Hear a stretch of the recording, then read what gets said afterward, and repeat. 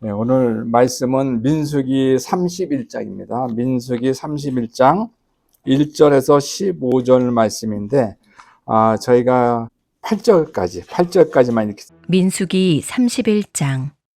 여호와께서 모세에게 말씀하여 이르시되 이스라엘 자손의 원수를 미디안에게 갚으라. 그 후에 내가 내 조상에게로 돌아가리라.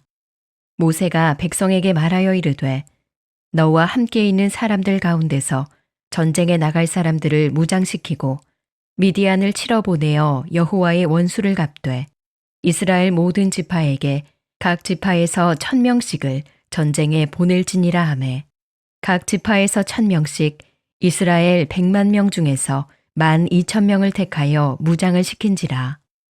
모세가 각 지파에 1000명씩 싸움에 보내되 제사장 엘르아살의 아들 비느하스에게 성소의 기구와 신호 나팔을 들려서 그들과 함께 전쟁에 보내매 그들이 여호와께서 모세에게 명령하신 대로 미디안을 쳐서 남자를 다 죽였고 그 죽인 자 외에 미디안의 5 왕을 죽였으니 미디안의 왕들은 에위와 레겜과 수르와 후르와 레바이며 또 부올의 아들 발람을 칼로 죽였더라.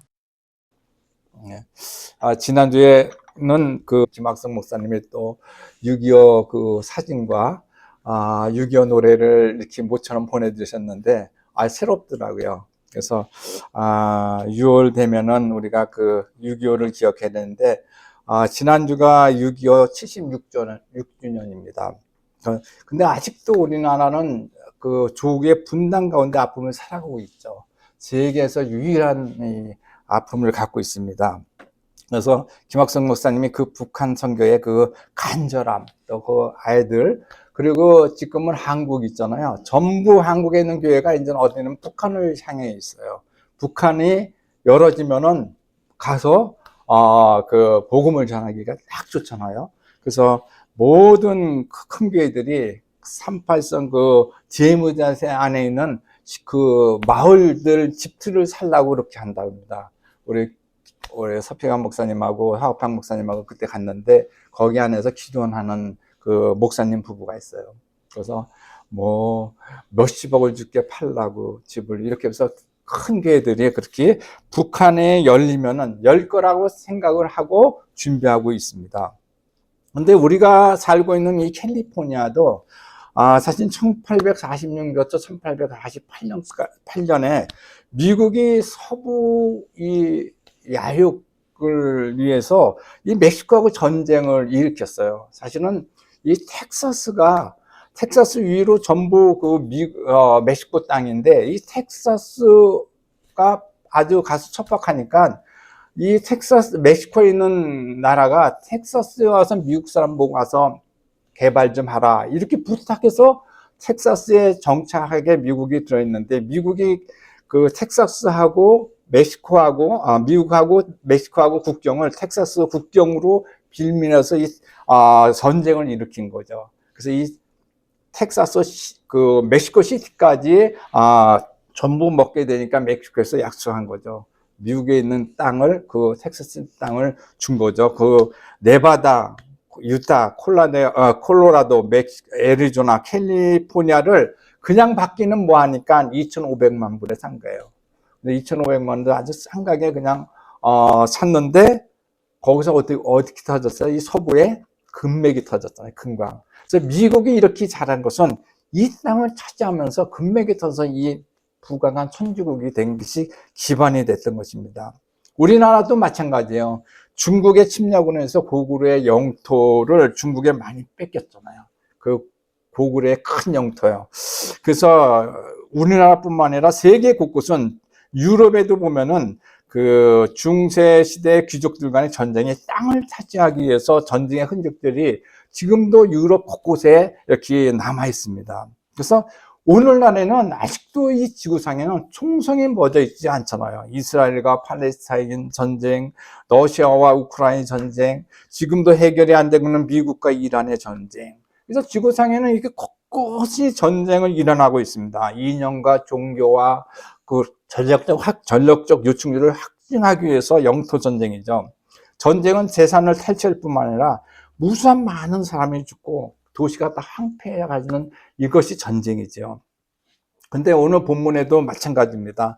400년 동안 애굽에서 종살이하던 선민 이스라엘 백성을 하나님께서 약속의 땅으로 가는 여정에 이방 국가들과 전쟁이 일어나고 있죠. 그래서 하나님은 이 약속의 성취를 위해서 이방 국가들과 전쟁에 불갑을 하고 있는 것입니다. 왜? 이방 국가에는 그때 우상을 섬기고 있고 또 하나님을 또 모르는 이 백성들이 많은 나라들이 있기 때문에 전쟁이 일어나는 것입니다.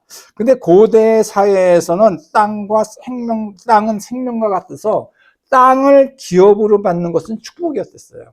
그래서 하나님께서 아브라함한테 그러잖아요.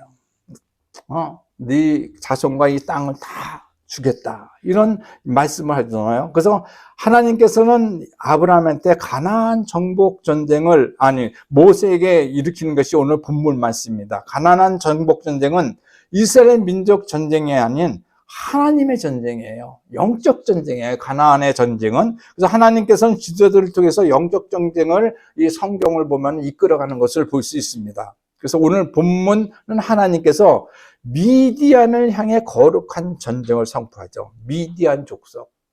이 미디안 족속이 누구예요? 미디안은요, 아브라함의 후손들이에요. 아브라함의 후적 그드라의 후손들이에요. 아브라함이 우리 성경에 보면은 이삭과 이스마엘을 주로 많이 부각해서 알고 있는데 이 후초를 둡니다. 아브라함이 137세에. 그러면서 그드라로부터 후쪽 그드라부터 자식들이 있습니다. 그래서 그게 창세기 25장 1절에 나와 있죠. 아브라함이 후초를 맞이하여 그의 이름은 그드라라. 그리고 2절에 그가 시므란, 욕삼, 무단, 미디안, 이스박, 수아를 낳고 거기 미디안이 또 자식으로 낳았죠. 근데 아브라함은 사라에게 이삭을 낳으면서 어떻게 해요?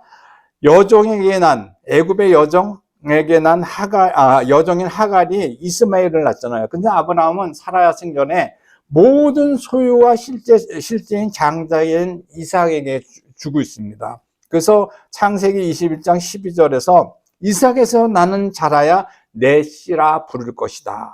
그러면서 아브라함은 창세기 25장 6절에 그 서자들, 이 모든 서자들 동방으로 보낸다. 곧 아라비아 반도로 쪽으로 보내는 거죠.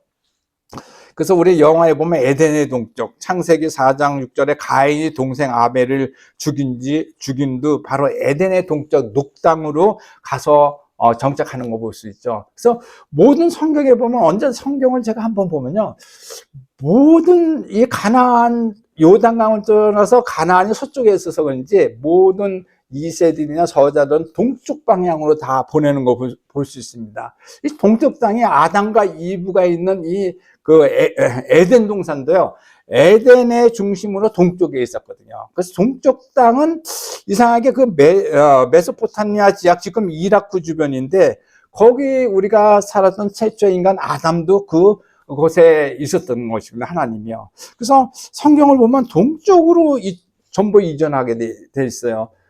원래 이 하나님의 아브라함은 가나안 땅에 정착돼 있잖아요. 그래서 가나안이 빈곤해 갖고 애굽에 있는 동쪽에 있는 애굽 땅으로 이전해서 다시 애굽에서 가나안 약속의 땅으로 옮기는 것이 성경의 말씀입니다. 그래서 모세가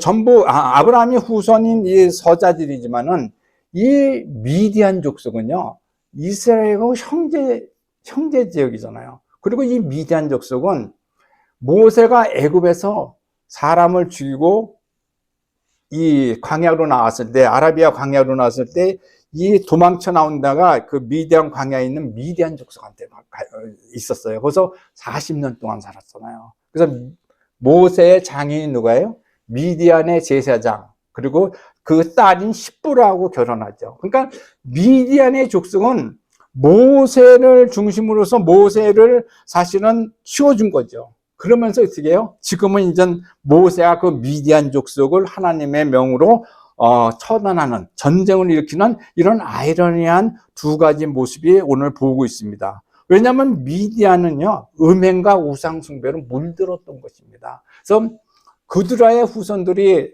동쪽으로 이동하면서 부적부값, 부족 국가를 하면서 강력하게 돼 있던 것입니다. 그래서 거기에 나오는 여러 향료 같은 걸로 해서 상인들이 많아지고 해서 부족국에서 크게 든든한 거죠. 그때는 이스라엘은 별 볼 없는 나라였죠. 근데 그들은 음행과 우상숭배로 하나님께 죄를 짓게 됩니다. 그래서 미디안과의 전쟁은 단순한 전쟁이 아니라 하나님의 공의로운 심판이에요. 그래서 가나안 정복에 앞서 미디안 전쟁은 불가능하게 이 미디안을 없애야만 가나안에 들어갈 수 있는 것입니다. 그래서 하나님의 명령이 시작된 거죠. 그걸 우리는 모세에 의해서 명령을 하죠. 모세가 죽기 전에 마지막 전쟁이 이 미디안의 전쟁입니다.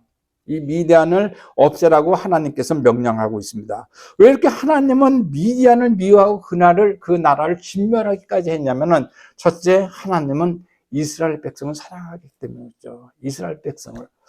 우상 숭배와 음행으로 백성이 그 죄에 빠지는 것을 용납할 수 없기 때문에 하나님이 약속한 땅에는 죄가 있으면 드릴 수 없기 때문에 이 죄에 빠진 민족을 먼저 처단하는 것이 처단해야 되기 때문입니다. 그래서 민수기 31장 오늘 1절에서 2절에 여호와께서 모세에게 말씀하여 이르시되 이스라엘 자손의 원수를 미디안에게 갚으라. 그 후에 내가 내 조상으로 돌아가리라. 모세 그 조상이 어디예요? 가나안에 있었잖아요. 그쪽으로 돌아가는 것입니다. 그렇기 때문에 그 전에 미디안을 갚으라 합니다. 하나님 모세에게 이스라엘 자손 원수라고 말했지만 오늘 본문 3절에 보면 모세는 어떻게 해요? 모세는 백성들에게 우리들의 원수를 하지 않고요, 여호와의 원수를 갚으라고 하고 있습니다. 모세는 미디안 제사장 이드로의 딸과 십보로와 결혼해서 미디안의 사이였지만은 하나님의 명령으로서 이 미디안 족속과 전쟁에서 하나님의 명령을 실천하는 것이 오늘 본문 말씀입니다. 그래서 여호와의 원수를 갚는 것이 모세에게 떨어지죠. 이 전쟁은 하나님의 전쟁이며 가나안 정복 전쟁을 앞에 둔 거룩한 전쟁입니다. 그래서 모세는 가나안 여정에서 마지막 전쟁을 해서 누굴 쓰냐면 제사장 엘리아슬의 아들 비니아스를 씁니다. 엘리아슬이 제사장이죠. 그 아들이 제사장은 이어질 때 비니아스를 씁니다. 왜? 비니아스에게 오늘 본문에 보면은 1000명씩 지파마다 12,000명을 모아가지고 미디안 전쟁에 투입됩니다. 그래서 미디안을 전쟁을 투입하면서 어떻게 돼요? 미디안에는 모든 남자를 죽이고 미디안의 5 왕과 거기에 또 부올의 아들 발람까지 칼로 모두 죽였다고는 본문은 말씀하고 있습니다. 그리고 미디안의 부녀들과 그들의 아들과 가축과 양떼와 재물을 다 탈취하고 그들의 성읍도 불사르고 탈취한 것, 노력한 것, 사람과 짐승까지 다 빼앗았다. 오늘 본문 안 읽었지만 15절까지 그 말씀이 나와 있습니다. 하나님께서는 왜 이렇게 철저하게 미디안을 진멸하는 이유가 무엇입니까? 신앙적으로 하나님이 이해할 수 없죠. 어떻게 하나님은 용서의 하나님인데 어떻게 이렇게 하나님은 형제국가고 그 모세의 후손들인데 이렇게 진멸할 수 있느냐? 우상숭배죠. 네? 우상숭배는 하나님이 용서할 수가 없는 겁니다. 그래서 10계명의 1계명이 뭐예요? 나 외에 다른 신을 두지 말라. 그 2계명 뭐예요? 너를 위하여 새긴 우상을 만들지 말고 그들에게 절하지 말며 그것들을 섬기지 말라. 이렇게 하나님이 얘기했잖아요. 그래서 모세가 시내산에서 하나님한테 2 증거판을 받잖아요. 증거판을 받고 내려오다 보니까 이스라엘 백성들이 금송아지를 만들고 춤을 추는 거예요. 그 모세가 어떻게 해요? 산 아래로 그 2 돌판을 던져버리죠. 왜 던져요? 우리 백성들을 보니까 도저히 하나님의 주신 증거판을 지킬 수 없는 거예요. 죄를 질 수밖에 없는 거예요. 이걸 갖고 내가면 죄를 질 수 없는데 그걸 깨트려버리고 그런 하나님 우상 숭배하는 것을 모세가 봤기 때문에 하나님의 주신 그 돌 2개의 증거판을 산 아래로 던져서 깨트려 버리는 것이 성경에 나오고 있습니다. 하나님께서는 살아가는 그 백성들을 하나님 나라로 인도하기 위해서 그렇게 선지자를 통해서 노력했지만 그 백성은 사악하고 악하기 때문에 모세는 그것을 알기 때문에 그것을 지킬 수 없다. 이렇게 해서 그 돌판을 깨쳐버립니다. 하나님 나라에 들어가기 위해서는 그 백성들은 죄에서 멀어져야 됩니다. 그럼에도 불구하고 어떻게 해요? 이스라엘 백성들은 모압에서 모압 여자들과 음행하고 바알신에게 절을 드리고 섬기는 것을 성경에 기록되고 있습니다. 그게 민수기 25장 1절에서 3절의 말씀이죠. 이스라엘이 시딤에 머물러 있어요. 그때 백성들이 모압 여자들과 음행하기를 시작합니다. 그 여자들이 자기 신들에게 제사할 때 이스라엘 백성들의 청함에 백성들이 먹고 그들의 신들에게 절함으로 이스라엘이 바알불에 가담한지라 여호와께서 이스라엘에게 진노하니라. 바알불. 이 이스라엘이요 여리고성을 점령하고 이 시딤, 그러니까 모압 지역 시딤에 머물러서 이제 아이성을 점령하고 있을 때 이 발람이라는 이 사악한 점쟁이가 자기가 사악한 얘기를 할 수 있으니까 이스라엘의 가장 약점인 음행과 이 우상숭배, 하나님은 그렇게 이스라엘 백성이 하면 이스라엘 백성은 칠 것이다. 그래서 미디안 여자들을 몰래 그 진영에 보내가지고 그들을 유혹해서 모압 지방에 와서 자기의 신들과 같이 파티를 하고 남작한 제사를 드리게 하죠. 그러면서 하나님이 어떻게 했어요?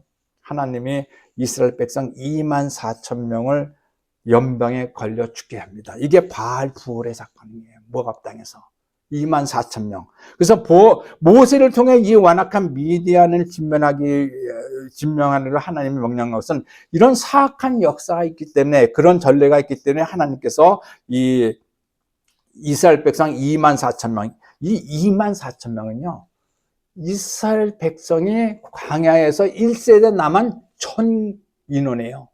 1세대의 나머지 인원이 24,000명을 전부 몰살시킵니다. 이 연병으로 해서.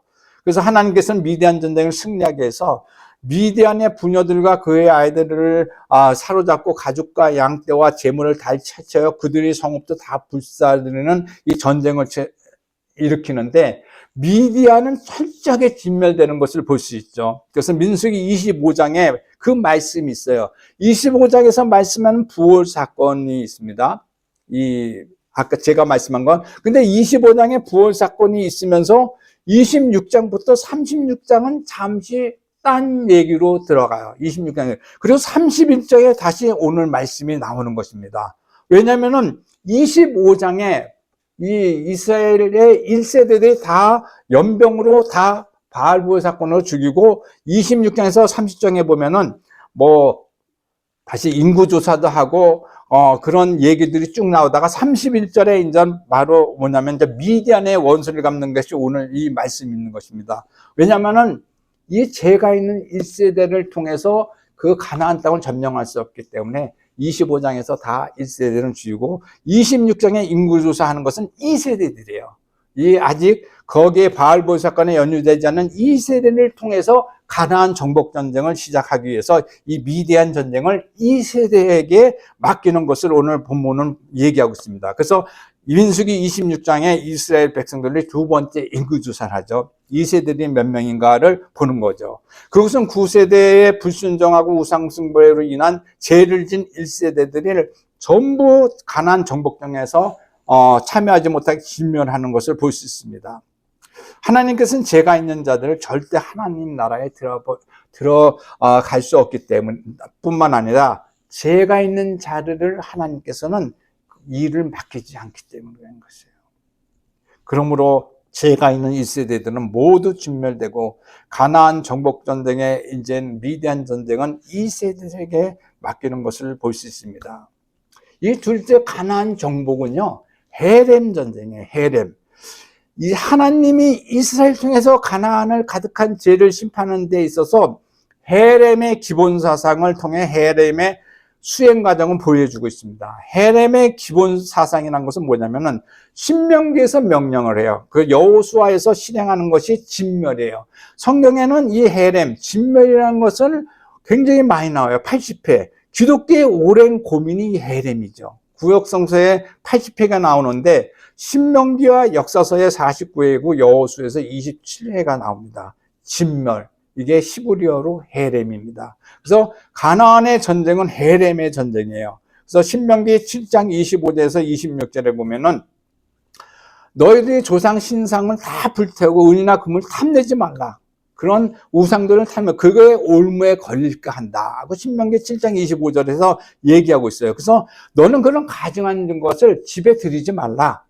모두 그것과 같이 너희들도 진명을 당할 것이다 하고 선포하고 있습니다. 그래서 그것들을 멀리하고 짐이 미워하는 것, 그것을 진면을 당할 것이다. 그래서 헤렘은 본래 가나안 정복 전쟁을 앞둔 이스라엘의 백성에게 내려진 하나님의 명령으로 맨 처음 모세에게 주어진 것이에요. 이게 헤렘의 명령이죠. 그래서 신명기 7장 1절에서 2절 가나안의 7족속을 쫓아낼 때와 여호수아 8장 24절에서 25절 아이성 전투에서 12,000명을 죽이는 사건을 보면 헤렘을 적용하면서 전쟁을 하게 됩니다. 그래서 가나안 시민들, 남자, 여자, 아이들 모두 학살하고 남녀모소 물론 가축들까지 진멸하는 것을 볼 수 있습니다. 이것이 바로 진멸의 헤렘입니다. 그래서 여호수아 6장 21절에 보면은 그 성에 안에 있는 모든 것을 온전히 바치되 남녀노소와 소와 양과 나귀를 칼날로 멸하라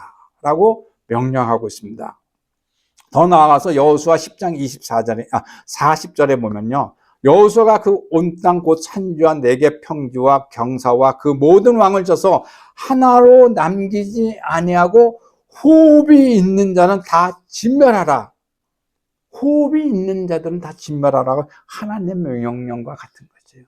모든 호흡이 있는 자를 다 진멸하는 것입니다. 예, 나중에 이 헤렘은요. 이스라엘 왕조 초기에 사울과 다윗에게 각각 실행돼요. 그래서 사울은 그 명령을 지키지 않았기 때문에 왕에서 내려와 있으며 다윗은 하나님의 명령을 지켜서 헤렘을 수행하는 것이 오늘 그 이스라엘 왕조 초기에 나오고 있습니다. 이 헤렘은 약속의 땅을 정복하는 데 있어서 큰 틀에서 주어진 명령입니다. 그래서 헤렘법은 이방인 민족과 혼인을 금하고 신명기 7장 3절에서 4절에 나왔고 다른 신을 섬기고자 하는 유혹하는 이들을 진멸할 것을 명령하고 있습니다. 신명기 13장 6절에서 18절에 나와 있습니다. 이것은 온 이스라엘의 순수 혈통 보존과 유일신 숭배를 강조하는 것입니다. 그러나 성서 기록을 보면요. 이스라엘은 단일 혈통이 아니죠. 출애굽기 12장 38절에 보면요. 애굽에서 나올 때 이스라엘 백성들은 애굽에서 나올 때 잡족과 양과 소와 심이 많은 가축과 함께 나왔다. 잡족, 이방인들도 같이 섞여 나왔다는 것입니다. 그러니까 단일 민족은 아닙니다. 그럼에도 불구하고 헤렘법이 순수한 이스라엘을 강조하는 것은 야훼 하나님의 도덕적 순결과 의로움을 위해서 이스라엘의 이방 종교와 명백히 단절하는 것을 강하게 필요하기 때문에 이 헤렘법을 순수하게 정하고 있는 것입니다. 그래서 하나님은 그들 백성에게 그들이 가진 특권 때문에 이 이스라엘 백성을 택한 것이 아니죠. 이스라엘 백성은 신명기 7장 7절에 보면 여호와께서 이스라엘을 택한 것은 다른 민족보다 수가 많아서가 아니라 민족 중에 가장 작았기 때문에 택했다고 얘기하고 있죠. 그러면서 신명기 7장 8절에서 11절에 여호와께서 이스라엘 백성을 사랑하심으로 말미암아 그것도 이스라엘 백성의 이스라엘 조상들에게 맹세했죠. 맹세했음을 말미암아 그들이 죄를 졌지만 그들을 애굽에서 건져서 바로의 손에서 속량을 해가지고 축복을 했잖아요. 그래서 축복을 하면서 어떻게 해요? 신명기 11장에 보면은 그런즉 너는 오늘 내게 명한 명령과 규례와 법규를 지켜 행하라 라고 하나님은 말씀하고 있습니다. 그들을 그런 백성을 하면서 하나님 부탁한 것은 내 명령과 규례와 법규를 지키라고 얘기하고 있습니다. 이스라엘이 온전히 하나님의 백성이 된다는 것은 하나님의 말씀에 전적으로 복종하는 것이 바로 헤렘을 의미하는 것입니다. 한 사람의 행위가 일시적인 반면 그 파장은요 공동체 전체가 책임지는 것이 바로 헤렘법에서 잘 나타나고 있습니다. 가증한 것이 무엇이든 이스라엘에선 헤렘이 되어야 됩니다. 이것이 공동체를 위하는 길이기 때문인 것입니다. 그렇기 때문에 진멸 명령은 하나의 언어로 사용하는 것은 야훼 백성들에게 이스라엘의 거룩함에 대한 관련을 확고히 알려주는 말씀으로 민족의 거룩성과 구별성에 관한 메시지일 뿐 이방 민족에 대한 학살의 실행명령은 아니었던 것입니다. 이 헤렘은 하나님께서 진멸, 이방 민족의 진멸이 아니라 이스라엘 백성의 거룩성과 구별성을 일삼는 메시지일 뿐인 것입니다. 그래서 헤렘은 야훼 하나님 신앙을 파괴하는 여러 이방 요소를 제거해 이스라엘의 이방 신앙으로 부정적인 영향을 받지 않게 이스라엘을 공동체의 정체성을 굳건히 다지는 데 있었던 것입니다. 그래서 헤렘은요, 다른 민족에 적용하는 것이 아니라 1차적으로 이스라엘 백성에게 적용됐던 것이에요. 궁극적으로 헤렘은 타 민족의 진면이 아닌 스스로 이스라엘 스스로 거룩함과 야훼 공동체를 거듭나기 위해서 이스라엘은 야훼에게 헤렘되어야 했던 것입니다. 그래서 민수기 21장 2절에 보면은 이스라엘이 여호와께서 서원하여 이르시되 주께서 만일 이 백성을 내 손에 넘겨주시면 내가 그 성읍을 다 진멸하리라. 그래서 이스라엘은 전력과 군사 면에서는 약했지만은 저 백성을 제 손에 넘겨주면 그들 성읍들을 헤렘으로 바치겠다고 서원을 하고 있습니다. 헤렘 바치겠다. 이 헤렘은요, 동사로 얘기하면 진멸하다지만 명사로 쓰일 때는 완전 봉헌물이에요. 하나님 거를 바치겠다는 것이에요. 완전 봉헌물. 그래서 헤렘 사상의 규정을 보면요, 신명기 20장 10절에서 15절에 보면은 약속의 땅 밖에 있는 성읍들에서 전쟁이 일어났을 때는 이스라엘 성읍 안에 있는 약속의 땅 밖에 있을 때는 성읍 안에 남자들은 다 죽이고, 그 성읍 안에 이스라엘은 그 성읍 안에 남자들은 다 죽이고 전리품을 취할 수 있다. 그리고 여자들과 아이들과 가축들과 성읍에 있는 모든 것을 전리품을 취할 수 있다 합니다. 약속 땅 밖에서 전쟁이 일어났을 때. 그렇지만 신명기 20장 16절에서 18절에 보면은 약속의 땅 안에 있는 성읍들의 경우는 남녀노소를 불문하고 성읍을 모두 진멸해서 성읍 안에 어떤 것도 취합할 수가 없다. 그 성읍에 전적으로 하나님에게 바쳐졌기 때문인 것입니다. 그래서 이 헤렘법은 전쟁이 이스라엘 성읍, 약속의 땅 밖에서 했느냐 안에서 했느냐에 따라 전리품을 진멸하느냐 일부를 취할 수 있는 것이 성경 신명기에 나와 있는 것입니다. 근데 오늘 보면요, 이렇게 볼 때 미디안과의 전쟁은요, 동쪽에 있잖아요. 가나안 땅 쪽이 아니고 동쪽에 있는 성읍에서 이루어진 건데, 왜 이렇게 모세는 오늘 읽지 않았지만 미디안전에서 이겨온 그 사람들을 화를 막 냅니다. 왜 화를 내는 것이요? 31장 16절에 보면 보라, 이들이 발람의 꾀를 따라 이스라엘 자손을 부올의 사건에서 여호와 앞에서 범죄한 미디안 여인들을 다 살려서 포로로 데려왔기 때문이다. 미디안 여자들을 데리고 갔던 거예요. 음행과 우상숭배로 완전 그 여자들이 그 승리하고 온 그에 껴있기 때문에 모세는 화를 내는 것이 오늘 다 읽지 않지만 신명기 31장 16절에 나와 있습니다. 그들을 진멸하지 않고 왜 살려서 왔느냐? 그들이 음행한 자요 우상숭배한 자며 이스라엘 백성들이 유혹하여 바알신에게 빠지게 하였기 때문이다. 하나님께서는 우상숭배를 결코 용서할 수 없는 죄이기 때문이다. 헤렘 규정에 적용된 첫 말씀의 여호수아 6장 18절에서 19절에 나오죠. 너희는 온전히 바치고 그 바친 것 중에서 어떤 것이든지 취하여 너희가 이스라엘 진영으로 바치는 것이 되게 하여 고통을 당하게 되지 않도록 오직 너희는 그 바친 물건에 손대지 말라. 음과 금과 동철 기구들과 다 여호와께 구별될 것이니 그것은 여호와의 국권에 들지어라. 구별되라는 것이죠. 근데 이 땅의 모든 것은 하나님께서 왔기 때문에 다 하나님 것이라는 것이에요. 그래서 모든 것은 다 손을 대지 말고 은과 금과 동전은 그 여호와의 곳간에 두라는 것입니다. 나중에 이스라엘이 전쟁과 뭐 할 때 하나님께서는 그것을 재산으로 삼아서 쓰기 위해서 하나님께서는 이렇게 말씀하신 거죠. 그래서 헤렘 전쟁의 개념은요, 하나님의 온전히 속한 것을 구별하고 헌신되는 데 있습니다. 구별하고 헌신. 이게 헤렘인 것입니다. 그래서 오늘날 우리 삶에서도요, 하나님 뜻에 따라 거룩하게 구별되고 헌신하고 감사하고 살아가는 이 종말론적 신앙을 우리 살아가는 성도들은 이 헤렘 정신을 이어가야 되는 것입니다. 오늘날 이 헤렘 사상을 적용하면 왜 하나님께서는 헤렘을 요구하시는 걸까? 그리고 우리는 이 헤렘 사상에 대해서 어떻게 이해를 해야 될 것인가? 사실 이스라엘에게는 가나안 땅 정복은 단순한 영토 싸움이 아니었습니다. 애굽에서 그들을 인도하신 하나님에 대한 신앙의 응답인 측면에서 강했던 것입니다. 그래서 가나안 땅 정복할 때마다 헤렘 사상을 실천했죠. 헤렘의 명령이 있을 때마다 그곳에 전리품과 포로들을 진멸하며 그런 행동을 하나님께 바치는 영적 제물로 여겼던 것입니다.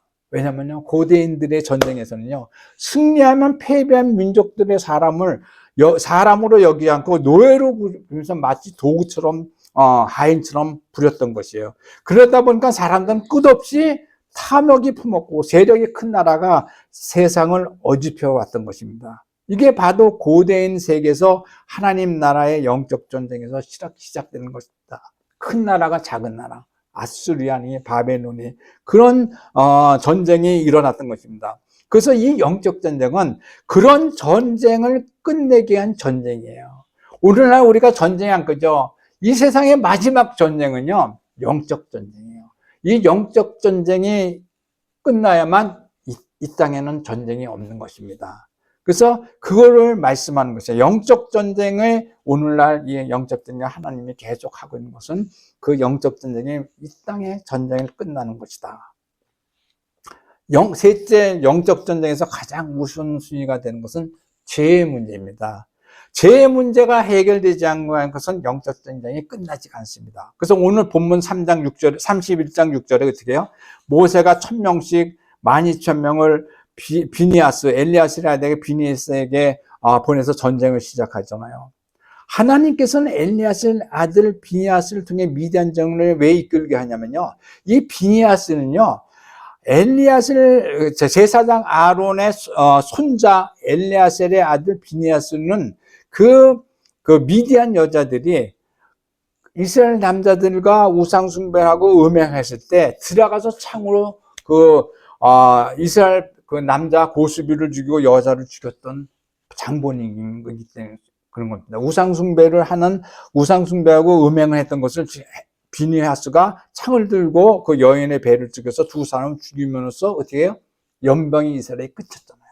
24,000명이 죽고 연병이 계속했을 때 그걸로 해서 연병이 끝나는 것이 이 비니하스입니다. 그래서 하나님께서는 이 미디안 전쟁을 음행을 처벌한 비니하스에게 이 전쟁을 맡기시는 것입니다. 그래서 성소의 기구 언약궤와 나팔을 들려서 각 지파의 12,000명과 이 미디안 전쟁을 시작하게 되는 것이죠. 하나님 나라는 이미 준비된 자를 통해서 이루어가는 것이 하나님 나라예요. 하나님 나라는 준비된 자에 의해서 하나님 나라가 세워져 나가는 것입니다. 그래서 제사장 엘리야스의 아들 비니아스는 이미 시므이와 음행한 미디안 여자인 고수비를 죽임으로써 이스라엘 연병의 끝이 된 장본이기 때문에 이를 통해서 이 미디안 전쟁을 승리케 하는 것이죠. 이 미디안 전쟁은요, 오늘 7절에서 11절 보면 미디안 전쟁은 그야말로 완전한 승리예요. 하나님께서 함께한 거룩한 전쟁은 완전한 승리예요. 이스라엘 백성은 한 사람도 안 죽었어요. 12,000명 중에 한 사람도 안 죽였어요. 그리고 미디안에 있는 남자들은 다 죽이고 미디안엔 다소당과 부올의 아들 발람까지 도륙을 하죠. 그리고 미디안의 부녀들과 그의 아들들을 사로잡고 가축과 양떼를 탈취하고 그들의 성읍과 천력은 다 부시사리고 탈취한 것, 노력한 것, 사람과 짐승을 다 빼앗아 갖고 오는 중인 것입니다. 전쟁에서 이기고 탈취한 전리품의 규모가 오늘 미디안장에서 뒤에 보면 전리품의 규모가 어떻게 나와 있어요? 30절에서 35절에 보면 양이 67만 5천 마리래요. 그리고 소가 7만 2천만 원, 나귀가 6만 1,000마리, 그리고 사내를 알지 못한 여자가 3만 2천 명 규모, 그리고 탈취물, 이스라엘 백성 12,000명과 이 탈취물, 전쟁에서 이기고 올 때는 개선장같이 지도자들, 천부장, 백부장들이 앞에 쓰고 그 군인들이 쓰고 노량분들이 쓰고 맨 끝에 노예들이 쓰잖아요. 얼마나 멋있게 오겠습니까? 12,000명이 한 명도 안 죽이고 전쟁에서 한 명도 안 죽이는 완벽한 전쟁을 마친 거죠. 개선장군처럼 오는 거죠. 근데요, 진영 밖에 모세하고 또 부족장들과 와서 이들이 돌아온 것을 보고 있는 거죠. 환영하려고 보는데 모세가 화를 냈다는 것입니다. 31장 14절 모세가 군대 지휘관과 곧 싸움에서 돌아온 천부장들과 백부장들에게 노하니라. 그 승리에 개선하는 노량물과 탈취물 속에 여자들, 미디안 여자들이 있는 것을 본 것입니다. 그래서 민수기 3장 15절에 모세가 그들에게 이르되 너희가 여자들을 왜 다 살려두었느냐? 왜 너희가 이 여자들을 다 살려두었느냐? 모세는 미디안 전쟁은 우상 숭배와 음행에 인한 죄를 멸하게 한 전쟁임에도 불구하고 그 죄의 중심에 있는 미디안 여자들이 있었기 때문입니다. 이스라엘의 지휘관들이 크게 실수한 것은 그들이 가지고 있던 평소의 습관이죠. 전쟁을 이기면요, 당연히 여자들을 전리품으로 생각했던 것이에요. 그러니까 무의식 중에 그들의 습관처럼 행동으로 이어졌던 것이 자기들이 죄가 되는 줄 모르는 것입니다.